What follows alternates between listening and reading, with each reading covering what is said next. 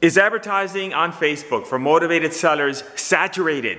That is a question that I had the other day in my group, and I almost fainted when I heard that question. I was like, what are they thinking? So in this video, what I want to do is I want to tell you specifically the reasons why that is far from the truth, and how in fact, if you're thinking that way, it's going to you're going to miss out on an opportunity, and I don't want you to do that. And so here I am in my living room. I'm using now my living room because nobody's here at the house, and I've got my Truth and Justice board right here. Very, very fancy, $30 clipboard on Amazon, and this is what's required in order for me to teach you the way and teach you the force. And by the way, if you like these videos, make sure you hit the notification bell. Make sure you subscribe to the channel, because it makes me feel good inside when you subscribe. And so, and anything to make me feel good. I've had much coffee today just for you. So look at the sacrifices that I make just to be able to do this. And I'm doing these videos for you on the clipboard because I've been doing it on my computer, and it's kind of getting a little bit tiring. So I figured, let me just stand up and we can get right on with the show. Is Facebook saturated? And the fact is that no, it's not saturated. This is just all a mental thing, but I'm going to walk you through my argument here. And what I want you to do is I want you to tell me, Chico, in the comments, say, Chico, this is just false propaganda because you have an interior motive and none of what you say makes absolute sense. Or you might say, Chico, it does make sense. All right. Either way, I still love you as long as you subscribe. Even if you say, Chico, I think that you're a complete imbecile.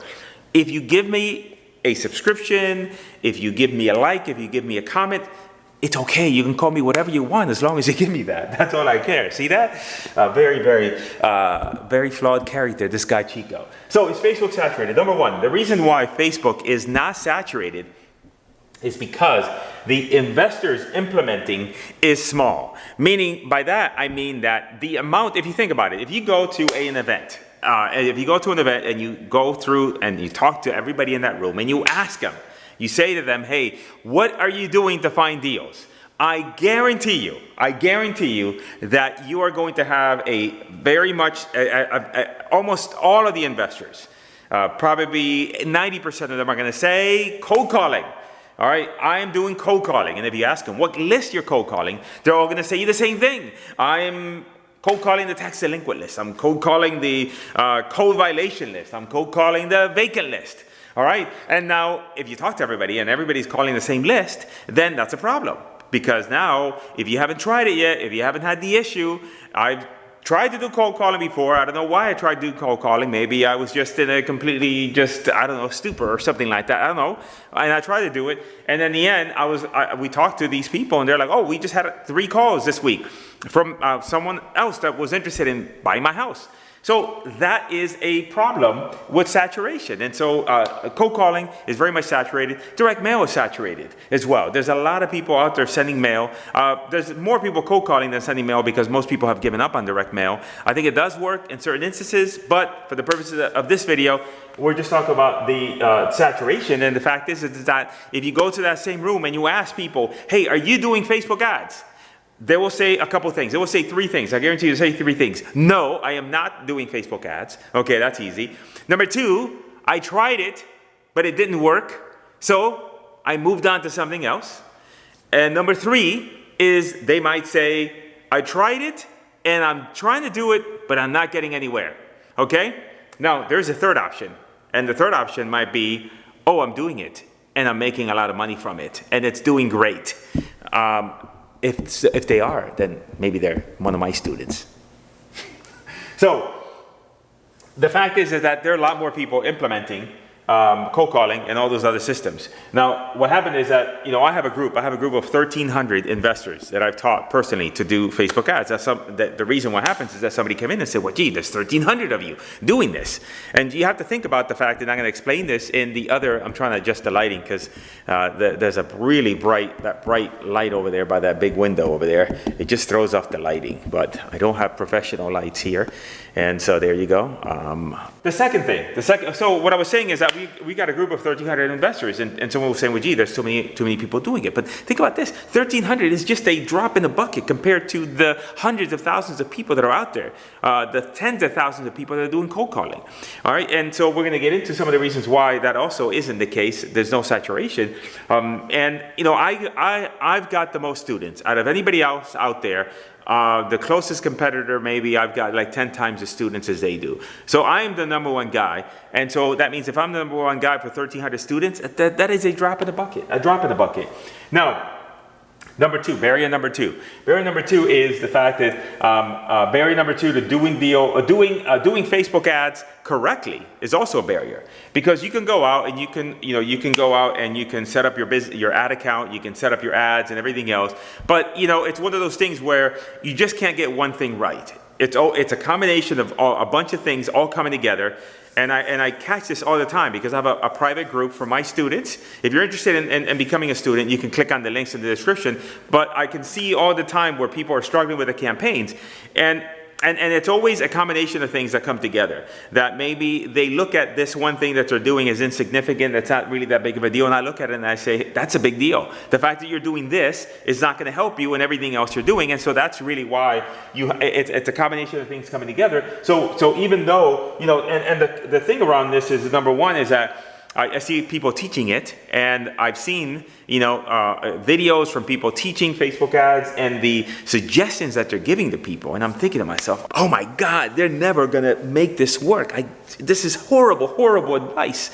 And that's a problem. And so then, the fact is that a lot of people are teaching these strategies based on what they think works, not on real world advice, not on what works. Now the third reason here is the segments and audiences for Facebook are quite large versus, say, other segments. And what do I mean by that? Well, the segments for Facebook, what I mean by that is that when we're targeting an audience in Facebook, we're targeting a population of 1 million people, typically 500,000 people. You would not be able to target that sort of large group of people if you were to target them via cold calling or direct mail. You have to narrow down that list. So typically you're picking up a list that is a tax delinquent list that may have, may have 10,000 records, and maybe you're picking up 2,000 or 3,000 of those records in order to mail or to cold call. And so what happens is that's why in those lists there's a lot of congestion in there, because you really have to you can't if I told you, hey, here's your list, 500,000 people, you wouldn't be able to call all those people unless you had a team of Filipinos or somebody overseas calling for you. Nothing's wrong with Filipinos, I'm just using that as an example. Then, or direct mail, you can, direct mail 500,000 people, you go broke doing that. But Facebook allows us to target a really large area. And here's the thing, the deals that we get from Facebook, somebody asked me this question the other day, what are the deals you get from Facebook more absentee owners, or are they more owner-occupied properties? And the majority of the leads that we get from Facebook are owner-occupied properties, which is interesting because owner-occupied properties are very difficult to market to. Why? Because there's so many of them. If you've got a tax delinquent list, then it's a very small, finite list, which means that then you could you could go after that list hard, because you can mail, you can call, and everything else, because the numbers are small. But if you got owner-occupied properties, and those are the biggest sets of properties that you have out there, and even if you say, hey, I'm going to put a filter of equity, people that have have at least 30% or more equity, that they have a low mortgage on the property, that list is still going to be fairly large, and it's going to take a lot of volume of calls in order to get through that list. And also, if you're doing direct mail, it's going to take a lot of direct mail. So with Facebook, we can target that entire area. And I'm going to cover something else that I didn't cover here, which is that Facebook lends itself amazingly well for virtual wholesaling. And if you recall, I am considered the godfather of virtual wholesaling. Which sometimes people say you can name yourself whatever you want, Chico. You're not godfather of nothing. Listen, I invented. I own all the domains. And there's a lot of people doing virtual wholesaling. So I'm not saying that, hey, I'm the only game in town, but you're talking to the guy who pioneered that back in 2005 when there was no Google Street View. We had it tough. You guys got it easy now with virtual wholesaling. But Facebook does amazingly well with virtual wholesaling, and I'll tell you that in a second how that is. But when all said and done, think about it this way. Number one is you have a barrier of investors that are not doing it. There's a barrier to entry. You can't just go to a mail house and say, hey, I want to mail absentee owners. And could you just send a list, send a postcard, and they'll do everything for you. Very difficult to do that with Facebook. You can't do that. Okay, so there's a definite roadblock to implementation, right? Number two is even if when you implement it, there's a barrier to doing it right. You have to learn how to operate inside of the Facebook ecosystem and do things right in order to generate the right results. You can't just say, I'm going to give Facebook $3,000 because I'm going to get lots of leads. No, Facebook will take your money. That's the thing about Facebook. If you give Facebook $100 every day, Facebook will take $100 every day from you. They don't give you leads. If you don't know what you're doing, you come tomorrow, you say, Facebook, you didn't give me leads yesterday. I give you $100. Here's another 100. Could you please send me leads? And Facebook will still take your money and not give you any leads. If you don't know what you're doing, they don't care. They just want your money. My job is to help you get leads. But again, there's a barrier to doing it right. And the last one is that the audience are much bigger in Facebook. So we can target a much larger area. So what's working for me here in my local market, now I'm in Broward County and I could target Broward County and I still do. However, it's a lot easier for me to target the entire state. And when I target the entire state, I am getting leads at a very, very cheap cost. $10 to $12 a lead in most cases. Number two is I'm dealing with prospects that are not that don't have that resistance that I would normally feel with other types of marketing. And that's because of the fact that, like, for example, with if you're doing cold calling, then you're interrupting that person's day. They don't know who you are. You're calling out of the blue. Who calls people nowadays? The only person that calls me is my mom and sometimes my wife. My wife usually texts me. Everybody else is somebody that is the robocallers, the people telling me that I have arrest warrants and I need to pay them money in order to remove the arrest warrants. By the way, I don't have any arrest warrants, but that's what they're telling me. So those friendly people from India, it seems like, or Pakistan, they're really quite nice when they tell me that arrest warrant. And it's interesting how they want like $1,000 or $2,000 to remove it. But anyway, that's who you have to deal with, right? That's who you're in competition with when you call people on the phone. If you're marketing via direct mail, they've got a lot of other investors mailing them letters and they've got their mailbox full of stuff. But now you come in from the web. You're on Facebook. They reached out to you. So you didn't go out, you're not going out and soliciting them. And so now it's a different conversation. And so that's the best part about it is that not only am I getting better leads, I'm having better conversations, and I don't have competition. I don't have a situation where they say to me, oh, I got 2 other investors that I've recently spoken with, and so now I need an offer from you, and I'm going to get an offer from them, and now I'm going to see if I can fight. You guys can fight to the death to get this deal. It's not the case. So the fact is that Facebook isn't saturated, and the second part of it is that no matter what happens, you need to learn. You should learn how to do online advertising. You should learn the art and the science of generating leads online. That is never going to go away. Whatever happens with Facebook, whether or not Facebook is good now and then later on, 2 years from now, it's not going to be that great.